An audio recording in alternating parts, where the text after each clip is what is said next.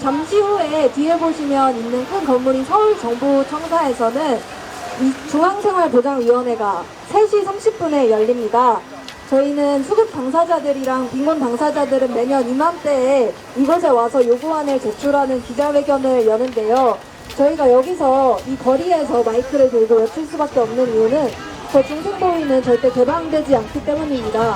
지금 가난한 현실을 살아가고 있는 가난한 자들, 수급 당사자들, 장애인들은 이렇게 거리에 모여 있는데 저 건물 안에서는 저희의 목소리를 듣지 않고 공무원들끼리 모여서 내년도 수급 현실을 결정한다고 합니다. 개방하지 않는 것뿐만 아니라 속기록이나 필기록을 작성하지 않거나 회의록을 공개하지 않는 등 지금까지 비민주적인 행정을 계속 해왔는데요. 그래서 저희는 오늘 이곳에서 기자회견을 통해서 이 기초생활보장제도 내년도 그리고 앞으로 이 나라의 복지를 위해서 그리고 우리의 현실을 위해서 어떻게 수급제도를 운영해야 하는지 저희의 의견을 담은 요구안을 제출하는 기자회견을 진행할 예정입니다. 중생보이는 수급자의 목소리를 들어라! 이재명 정부는 늘어가는 빈곤 문제에 책임져라!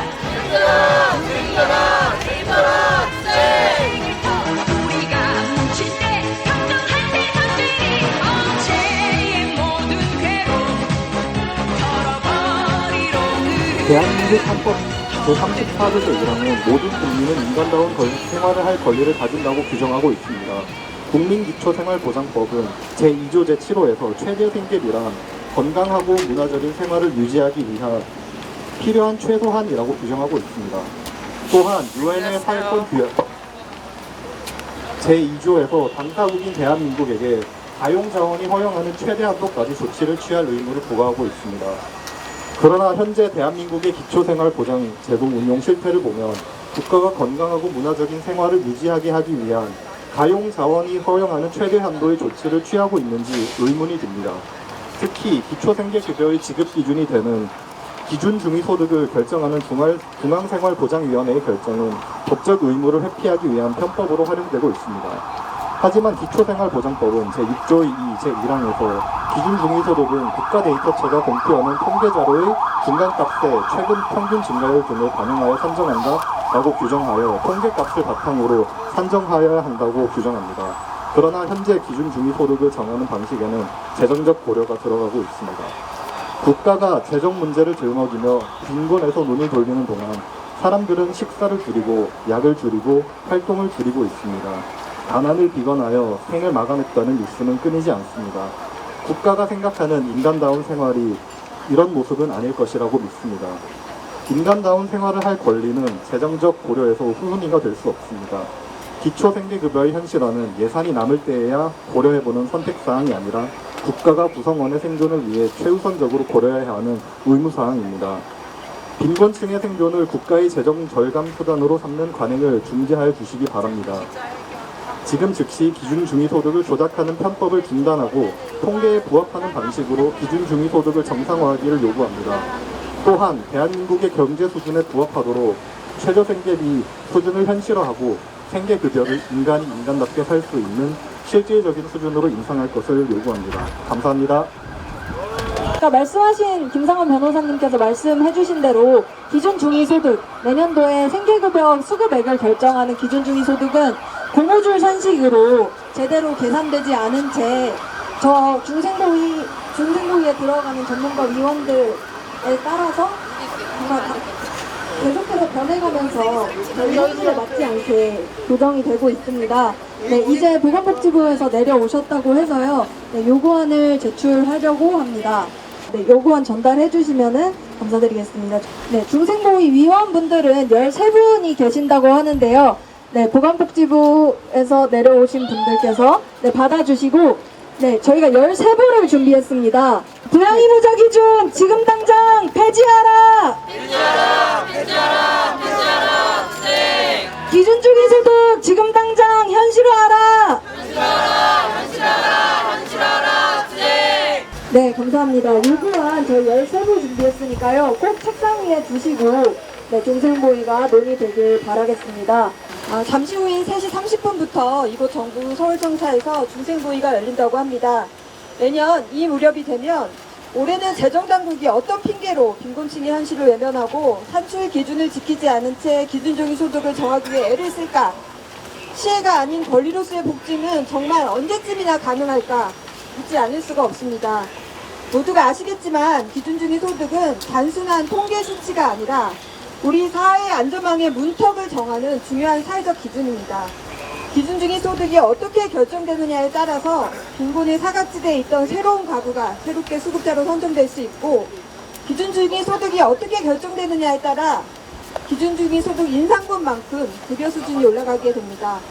그러나 중생보이는 매년 기준중위 소득을 경제 상황과 세수 여건 등을 고려해 인상률을 낮게 결정해 왔습니다.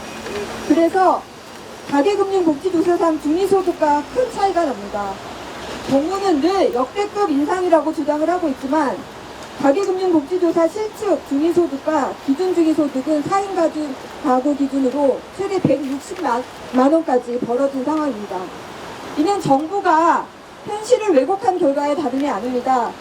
기준중위소득은 법이 정한 방식대로 결정되지 않고 자의적이고 편법적으로 결정되고 있는 것입니다. 게다가 2017년 국가공식통계원이 가계동향조사에서 가금폭으로 바뀌면서 2018년 기준으로 두 통계 간 발생한 12.49%의 격차를 6년간 점진적으로 반영하겠다며 도입한 추가 증가율은 어떻습니까? 중생부인은 기준 증가율을 자의적으로 가소 적용하고 추가 증가율을 지속적으로 높이는 방식으로 기준중위 소득을 통제해 왔습니다. 이러려고 정부는 격차 보정을 운운했던 것입니까? 중앙생활보장위원회의 폐쇄적인 운영 역시 문제입니다. 시민의 복지 기준선을 정하는 중요한 사회적 합의기구임에도 불구하고 중생부인은 매년 밀실에서 이루어지고 있습니다. 중생부이나 소위원회에서 논의 중인 안건에 대해 회의자료, 속기록, 회의록은 모두 최종 의결까지 비공개에 붙여지고 국민들이 알 수 있는 것은 내년도 기준중위 소득 몇 프로 인상 정도에 그칩니다. 지난 76차 중생보위 회의부터 주요 발언들이 정리되고는 있지만 이 주요 발언만으로는 몇 명이 발언을 한 것인지 시간순으로 정리가 된 건지 확인이 불가능하며 정확한 의견 분포도 확인이 불가능합니다. 특히 올해는 2020년 중생보위가 의결한 현행 산정 방식이 끝나게 돼 있어서 그동안 기준중위 소득 TF가 구성되어서 다양한 개선 방안을 검토해온 것으로 알고 있는데 구체적으로 어떤 논의가 진행되었는지 알 길이 없습니다. 다른 위원회와 비교해봐도 중생보위의 경우 사회 구성원 전체에 미치는 영향이 훨씬 큰 사안들에 대한 의사결정이 이루어짐에도 불구하고 아무런 견제도 감시도 받지 않으며 충분한 사회적 책임도 지지 않고 있습니다. 이런 폐쇄된 운영은 더 이상 묵과할 수 없는 문제입니다. 빈곤은 개인의 생존 문제를 넘어서 사회적 불평등, 차별과 배제와 직결되는 문제로 일실이 아닌 공론회장에서 논의되는 것이 합당합니다.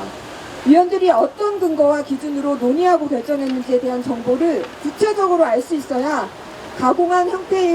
알 수 있도록 가공된 형태의 공개가 아니라 발언 전체를 녹취한 자료가 공개되어야 각 위원들의 책임성이 담보되고 시민의 알 거리가 보장될 것입니다.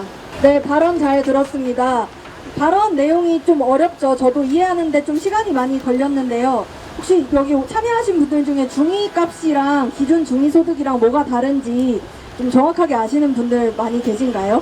아니, 저도 얼마 전에 이해를 딱 막 해가지고 저희가 최근에 당사자 모임, 수급을 받는 당사자들 모임을 진행하고 있어요. 모이면 힘이 된다를 줄여서 모힘이라고 부르는데 한 달에 한 번씩 수급 당사자들이 모여서 제도에 대해서 공부도 하고 이제 서로 이 제도를 어떻게 바꾸면 좋을지 서로를 돌보는 모임으로 만들려고 성장을 하는 중입니다. 그런데 이 중위소득, 기준 중위소득이 도대체 뭔지 너무 헷갈리고 다들 헷갈려 하시더라고요. 중위값은 전체 수치들이 있었을 때 가운데 있는 값이 중위값이잖아요. 그러면 그냥 통계적으로 나온 자료들 중에 가운데 중위소득, 가운데 있는 사람의 소득을 그냥 기준 중위소득으로 사용을 하면 안 되냐, 이런 의문이 들잖아요. 그냥 통계적으로 하면 되지 왜 위에서 그거를 결정을 하냐, 통계를. 이런 의문이 드는데 그거는 내년도 기준 중위소득을 결정을 해야 하는 것에 작년도 혹은 재작년도 통계밖에 나와 있지 않기 때문이에요. 그럼 몇 년의 차이가 나니까 그 차이를 중생보위에서 보완을 해서 우리가 2년 뒤처진 통계에 따른 생계급여를 받아볼 수 있지 않게 하겠다라는 의도가 처음에 있었다고 합니다. 그래서 상대적 빈곤선을 도입하겠다라고 한 것이 그것인데요. 그런데 사실 지금 2025년 기준으로 따지면은 기준 중위소득, 우리 생계급여를 결정하는 기준 중위소득은 239만 원이었던 것에 비해 실제 통계에서 나온 2025년에 기준 중위소득 가운데에 있는 소득은 290만 원이었다고 합니다. 1인 가구 기준인데요. 290만 원하고 239만 원, 무려 51만 원의 차이가 나는 굉장히 큰 수치이죠. 그것을 지금까지 통계값과 이렇게 많이 차이가 나는데도 전혀 보정하지 않고 입맛에 맞춘, 보건복지부의 입맛에 맞춘, 기재부의 입맛에 맞춘 고무줄 산식을 반복하면서 지금까지 오게 되었습니다. 통계값대로 했다면 16만 3천 원을 더 받을 수 있었다고 합니다. 그래서 저희가 아까 말씀했듯이, 아까 구호를 외쳤듯이 기준 중위소득을 현실화하라, 우리 현실에 맞는 기준 중위소득을 결정해라 라고 요구하고 있는 것입니다. 네, 다음 발언 이어가겠습니다. 의료급여 수급 받으시는 당사자분들 이 중에 많이 있으시죠? 내년도부터 3년 동안의 의료급여를 어떻게 운영할지 결정하는 회의가 올해 있다고 합니다. 그래서 의료급여에 관한 요구안을 저희가 준비했는데요. 2024년 중앙생활보장위원회는 의료급여 수급자들이 의료비가 저렴해서 너무 병원을 과도하게 이용한다는 논리를 내세우며 그동안 논의된 적도 없었던 의료급여 본인부담금 정률제 계약안을 발표했습니다. 다행히 당사자분들과 시민사회의 노력으로 해당 계약안은 철회되었지만 이는 정부의 의료급여 정책이 수급자의 건강권이 아니라 재정 절감에 초점을 맞추고 있음을 단적으로 드러내는 사건이었습니다. 정부가 이렇게 재정 절감에만 집중하는 동안 현실의 수급자들은 비급여와 간병비 부담 때문에 필요한 치료를 포기하고 있습니다. 부당성 낮은 의료급여로 인해 빈곤층의 건강은 악화되고 있습니다. 의료급여의 목표는 재정 절감이 아니라 빈곤층의 건강권을 보장하는 것입니다. 이제 재정 논리가 아니라 의료급여 수급자들의 실제 경험과 평가를 바탕으로 정책을 수립해야 합니다. 그래서 저희는 다음과 같이 요구합니다. 첫째, 의료급여 사각지대를 해소해야 합니다. 고용의무자 기준을 완전히 폐지하고 비수급 빈곤층까지 포괄할 수 있도록 의료급여 선정 기준을 현실화해야 합니다. 이행급여를 재도입하여 노동에 진입하는 빈곤층이 치료를 안정적으로 이어갈 수 있도록 해야 합니다. 둘째, 의료급여의 보장성을 강화해야 합니다. 본인부담금과 선택병의원 제도를 폐지하고 수급자에 대한 지원을 확대해야 합니다. 본인부담금 상한제는 사후 환급이 아니라 사전 면제 방식으로 바뀌어야 하고 생계급여가 장기 입원 공제로 퇴원 후 삭감되는 것이 퇴원 이후의 생계까지 위협하고 있으므로 이 또한 반드시 개선되어야 합니다. 특히 비급여 비중이 높아 치료 자체를 포기하게 되는 치과 진료의 보장성도 대폭 강화해야 합니다. 마지막으로 진정한 건강권 보장을 위해 공공의료를 확충하고 안심의료급여 시범사업을 추진할 것을 제안합니다. 기초법 행동에서 수급자 설문조사와 인터뷰를 진행한 결과 비급여 비용과 간병인, 보호자 부담 때문에 치료를 포기하는 경우가 많았습니다. 또 부족한 생계비를 아껴 민간보험에 가입하는 사례까지 확인되었습니다. 이러한 문제는 일부 제도 개선만으로는 해결되지 않습니다. 의료기관은 손실부담 없이 적절한 진료를 제공하고 환자는 비용 걱정 없이 치료에 전념할 수 있어야 합니다. 이러한 새로운 의료급여 모델을 만들어서 시범사업 등 새로운 시도를 하는 것이 필요합니다. 앞서 얘기해 주신 것처럼 올해는 제4차 의료급여 기본개혁이 수립되는 해이기도 합니다. 중생보위 회의와 4차 기본계획에서 재정이 아니라 사람이 중심이 될 것을, 의료급여 수급자의 현실과 목소리가 정책에 충실히 반영될 것을 강력히 촉구합니다. 안녕하십니까. 수급자 당사자 모임에서 활동하고 있는 박용수라고 합니다. 제가 오늘 이 자리에 선 것은 우리 수급자분들 중에서 상당수는 아니지만 일부는 아파트형 임대에 살고 있는 경우가 많습니다. 지금 SH 같은 경우는 서울시에서 24만 가구 정도를 운영을 하고 있지만 실질적으로 아파트형 쪽에는 20만 가구 정도가 유지되고 있습니다. 20만이라고 하는 가구 수가 대부분들이 관리비가 10만 원 이상씩 나오는 걸로 알고 있습니다. LH 같은 경우는 영구임대라든지 어떤 기타 아파트들은 관리비가 저렴하지만 SH에서 운영하는 장기 임대나 재개발 임대 같은 경우는 10만 원 이상입니다. 또한 이게 주거비 한도액, 즉 1인 가구 기준 36만 9천 원에 오버가 된다면은 저희도 참을 수가 있습니다. 어느 정도 인정할 수 있습니다. 하지만 그거보다 한참 미친데도 그를 포함시키지 않는다는 것은 너무나 불합리한다고 생각합니다. 남들은 30만 원, 35만 원짜리 주거 지원을 받는데 저희는 같은 경우는 18만 원 주거비를 내고 관리비 따로 12만 원을 내고 있는 셈입니다. 포함해서 30만 원밖에 안 됩니다. 이것을 좀 개선해 줬으면 좋겠다는 생각입니다. 제가 올 초에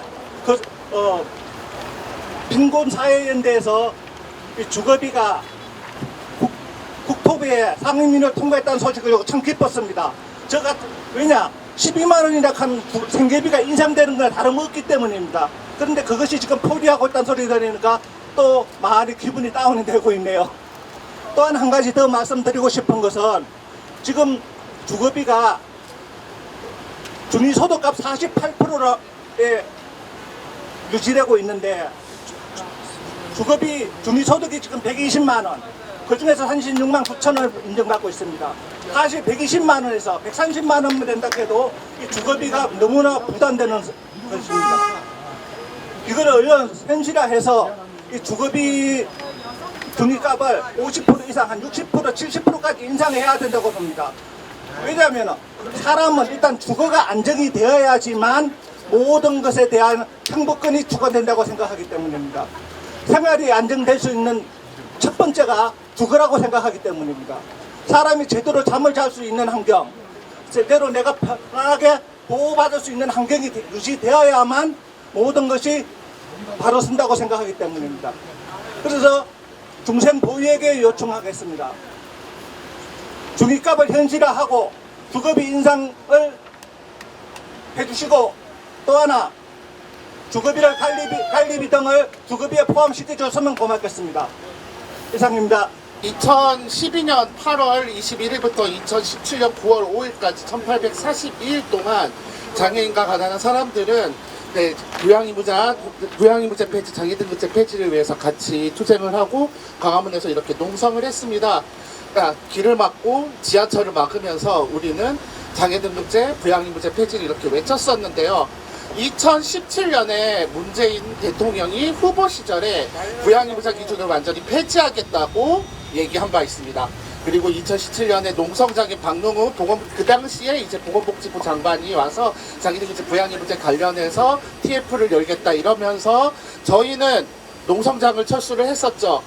2017년 유엔에서 사회권 규약위원회는 우리 정부의 부양의무제 전면 폐지를 권고한 바 있습니다.